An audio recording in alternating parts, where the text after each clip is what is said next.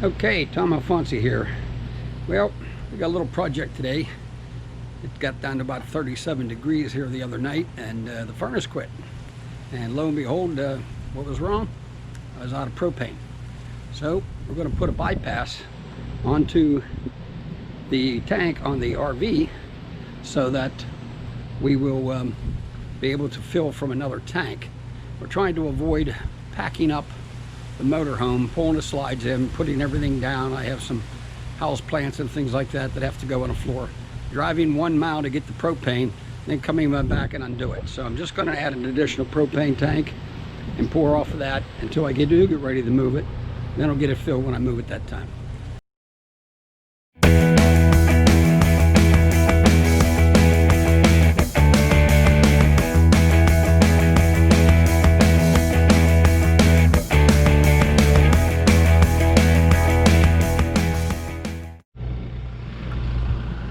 All right, here's what we got. This is a stay a while 273734 by Mr. Heater. It comes with this valve that we're going to insert in line, okay, so we can tap off of this. All right, keep our current configuration, tap off of it with this hose here and be able to go into a propane tank that we have that we're going to be adding onto it. This one here is for, you can tap onto this device if you want to run something like a gas grill and things like that. You would need a regulator for that item though. With the tap in for our propane, we're going to use the regulator that's already on the motorhome. All right, here's some of the tools we're going to be using. All right, a couple crescent wrenches, 9/16, screwdriver. I don't think I'm really going to need this. Maybe a pair of pliers. But to check for leaks when it's finished, we got this the Seeker by General. All right, here's a part number, and that's a gas propane detector, or gas or propane detector. So we'll check for leaks afterward. Okay, we're here at the tank. This tank in particular, they measure tanks in number of gallons, but you buy propane in pounds. So the ratio of gallons to pounds is, this is an 88-gallon tank, and it takes 4.23 pounds per gallon.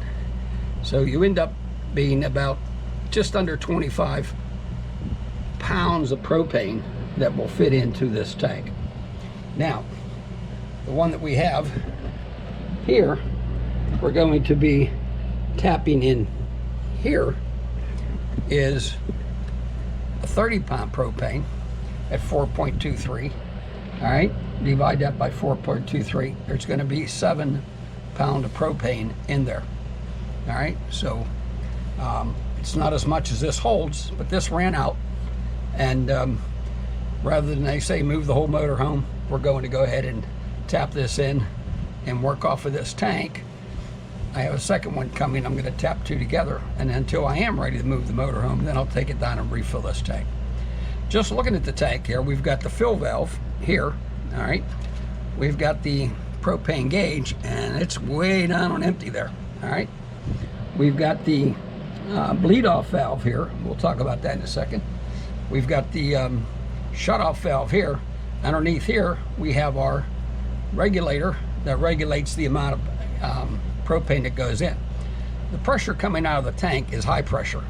The pressure that we need inside the motorhome is low pressure. So the regulator handles that, takes it from the high pressure, brings us down to the low pressure. All right, so when we fill this, you usually fill tanks 80% of capacity, because the amount that it takes, propane being a gas and a liquid, all right, it can expand and contract. So what happens is, when it expands, we need to leave room. So you only fill tanks to the capacity about 80% of what they actually could hold. All right, and then when you go to fill it, this one in particular, you fill the tank, and then you open up this bleeder valve until you start to see some liquid come out of here. Then you shut it off, shut the fill off, and you know that's roughly about 80% of that tank, and you're good to go from there. All right, we're going to start off by taking this cover off. I've started to pull up on one of these little push-in plastic pins that kind of hold it in place.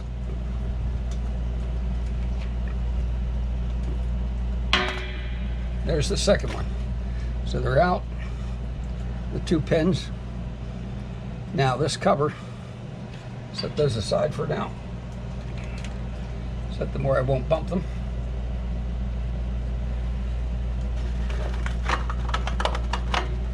This cover should be able to come up over top of this. It's a little tight, but it should come over top of it.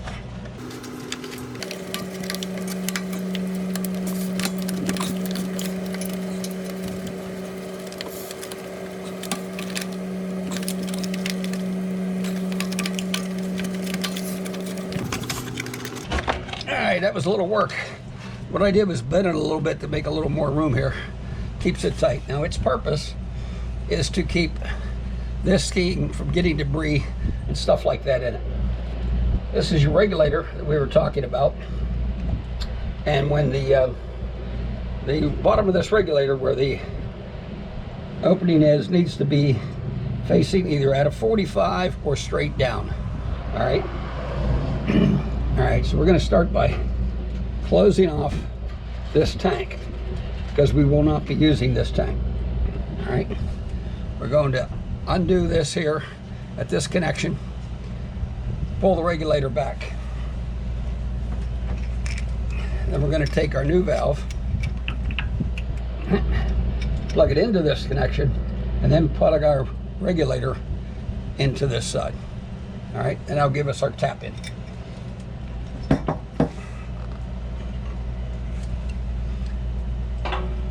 The other thing, this is a left-hand thread. In other words, it doesn't go in righty. If you can see here, you see the little notch on the edges of this nut. When you see that, that is generally indication that it's a left-hand thread.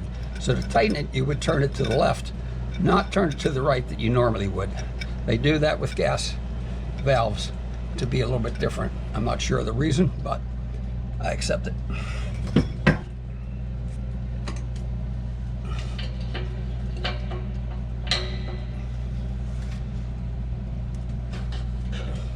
Alright, that broke through pretty easily.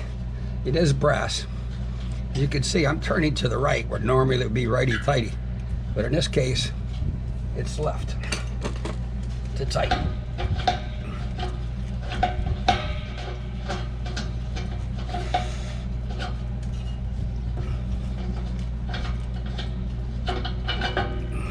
Alright, so now we've removed our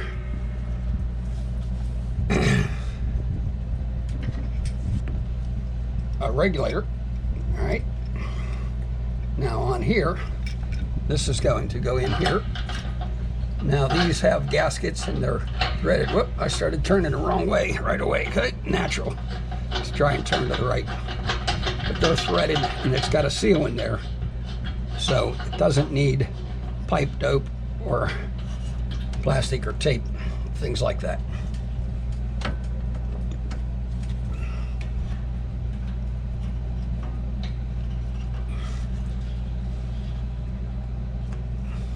Now the direction that you turn these are not important. This is the one that we're going to be using to tap into with our hose, the smaller hose we had. All right, it's going to go into here, and then it's going to go into our tank. So the direction coming out here, these always have an open area, so because it is propane, the doors aren't locked, so if there's an emergency you can get to it. So to get to this,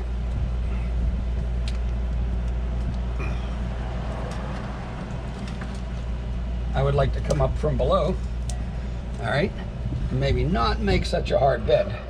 So I'm going to turn this just a touch so that we're not doing totally out and connected like that. Let's see what we can get away with here. Yeah, that should about do it.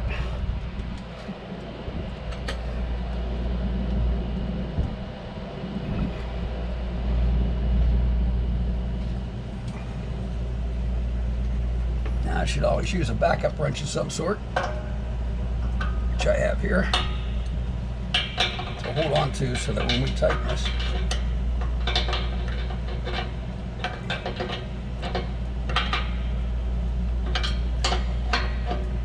now this is brass, so you need to get them a little tight, but don't become all hero or gorilla on it. Just tight enough to get the seal to go, and then we'll be good from there. All right.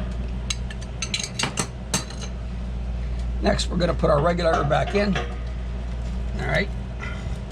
To the other end. Again, it's a left-hand thread, so we'll be turning that to the left to get it started and get her in there.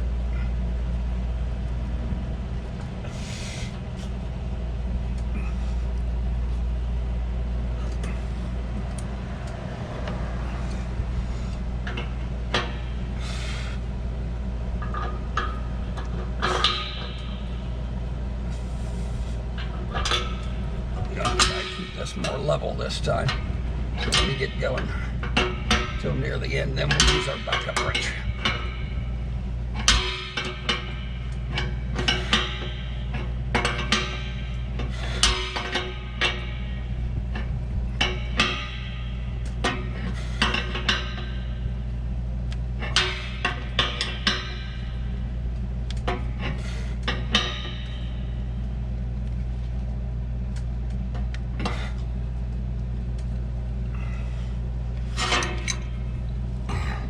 This has a square end on it right here, so we're able to use our backup wrench on there. Get a little tighter to the thing and get in a position where I can hold it.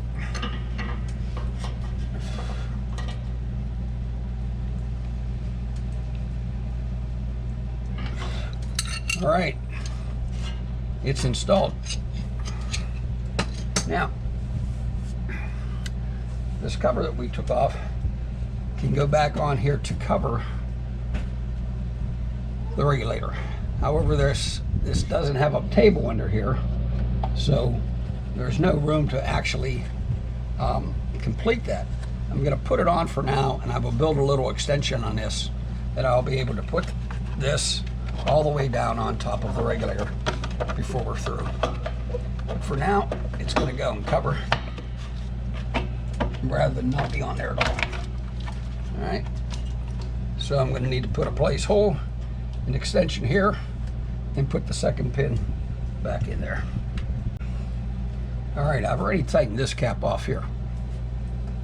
Now, unfortunately, this hose, all right, does not have a swivel on the end of it. So this cap here is going to come off the end of this.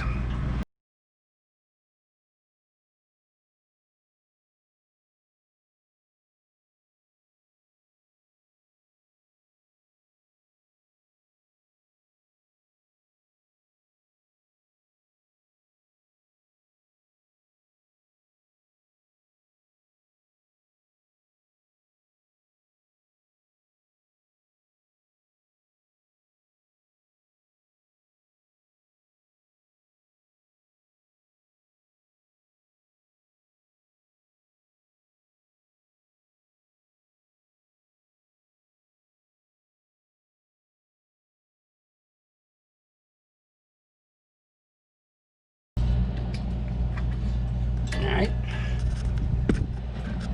so we're going to change our gears here.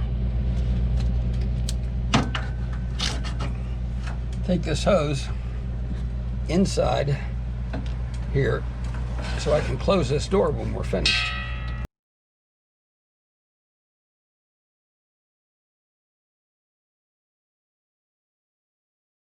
Now we're going to insert this into, this tank is shut off for now.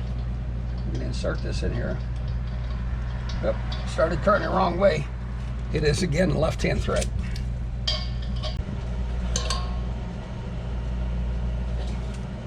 All right, it should be pretty good there.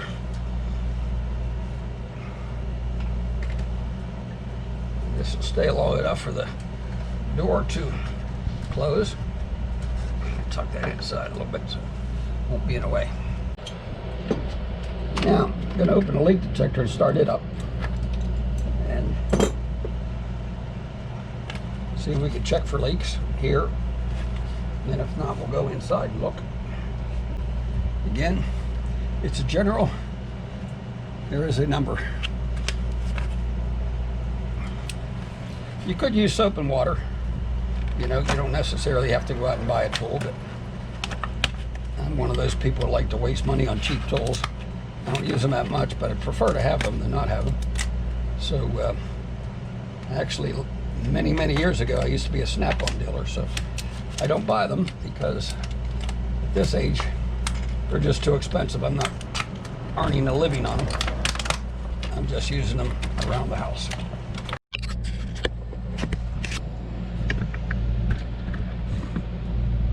All right, we're back. I put the batteries in here. They go in from the bottom. This tightens on. Yep. I guess it's here in the battery already. So this is just from packaging.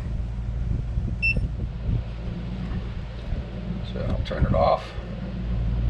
Turn it back on. It beeps.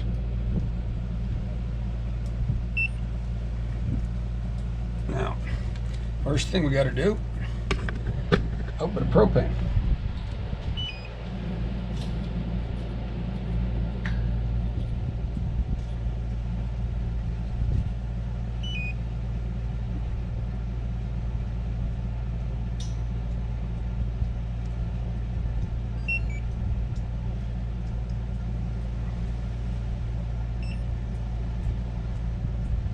Doesn't seem like it's giving me anything around here.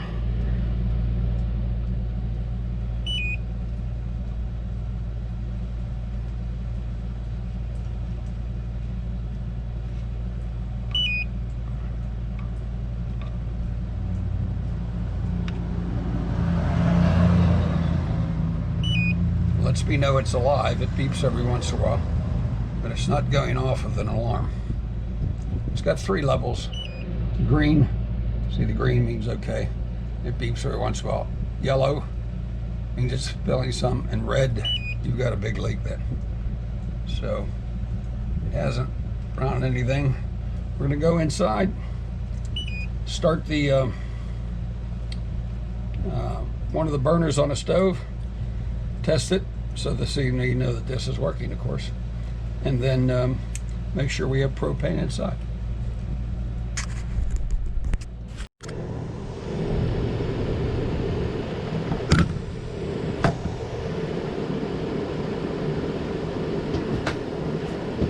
Okay, we're inside the motorhome now.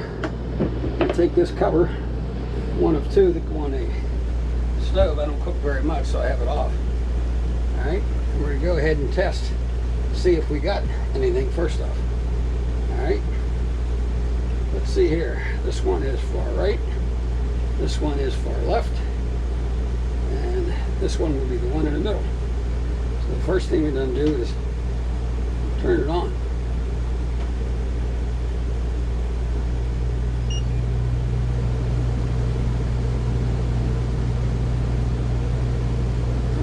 See if we got any propane. See, our lights are flashing. All right, it's telling us that we have some propane. I can smell it. There's the flame.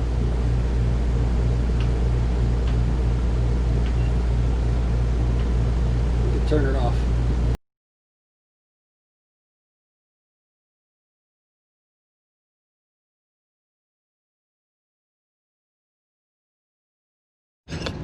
Okay, the previous one I had wasn't working. I noticed it wasn't beeping, and then after about 10 minutes it quit.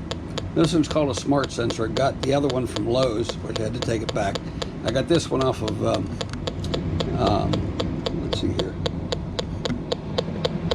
Got this one off of Amazon. So we're gonna go ahead and test it. Kind of get it up and calibrate a little bit.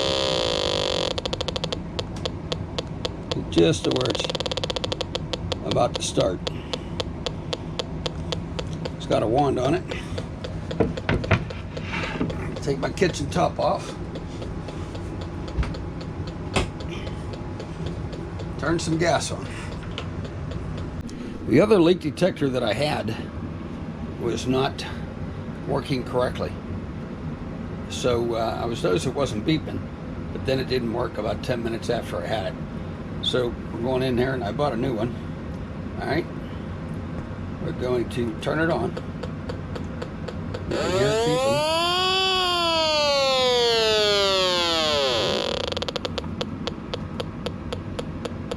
We're going to turn on some flame.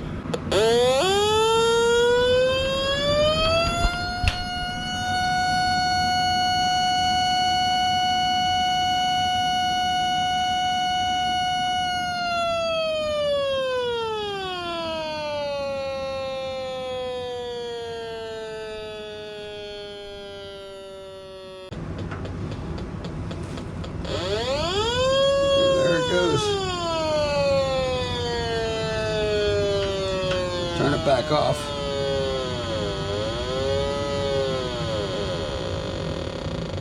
As the gas dies away, it goes away. All right, it works.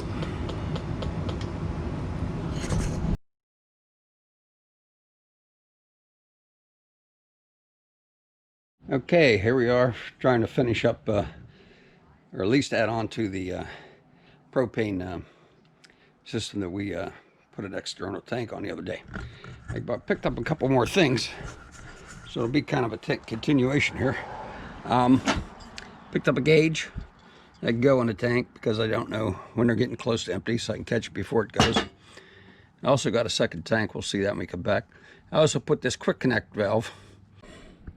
All right, pull this back. And these are made for propane, and be able to quickly hook that into there. So I'm not sure if this will go on. When I open the door over there, I'm going to find out if I got enough room for it. This is definitely going on. So, all right, we'll see on the other side of the vehicle. Okay, here we got the first tank we set up the other day. I bought a second tank.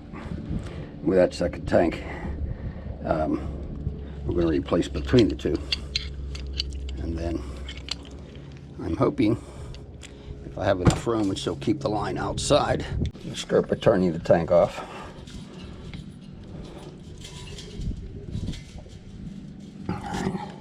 And secondly, we're going to undo this. Remember, with the notches on the nut, tells you this is a left-hand thread, so we're going to have to turn right by which to release it.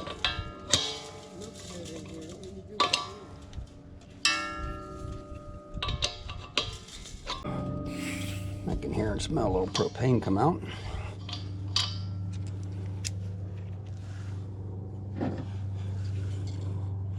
And now we're going to install that into the end of our gauge. Then our gauge can go on here with just a turn on.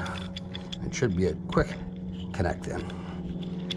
Now remember, this is left-hand threads.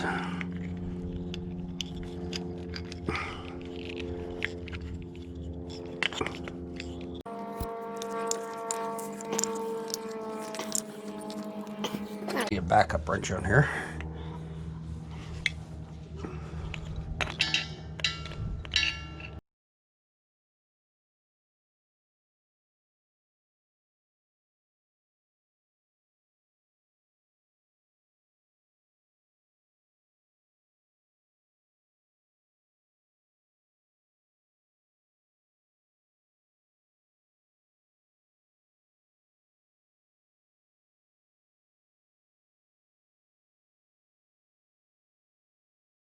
The inside is a left-hand thread, that connection. The outside is a right-hand thread. All right, let's see what we got here. We're pretty much on the red right now. Open the valve up. You can see the needle going up. It's pretty far into the green, which is good news. Okay, I'm going to turn it back off. Since we do have a gauge. And then start to work so we get that quick connect in here. So I've shut off my cylinder. And disconnected this line. The other end of this line is here. And that's where we're going to try and do the quick connect. Okay, here we are. We got to unloose this one here. I did crack it loose a little bit. So it does not have a swivel on it. So I have to take this hose and turn the whole hose in order to get it on there.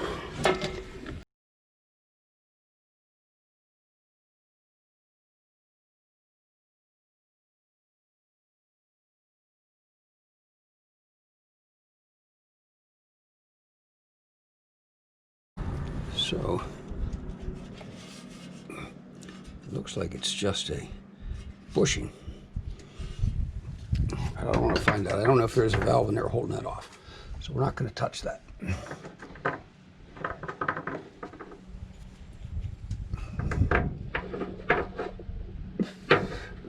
Now if that's the case, we've got this to go on here. All right. I'm going to screw this bushing in. Actually, I'll screw it into here first and see.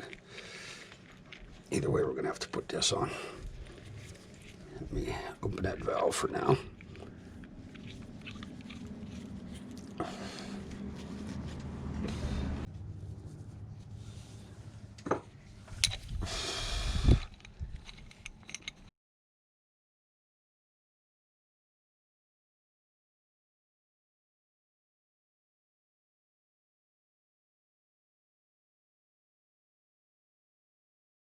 These are brass, you don't want to over tighten them.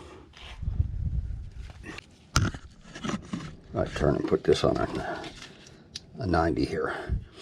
I still have to come up through here and go into the connection and go into there. And that would still be pretty long.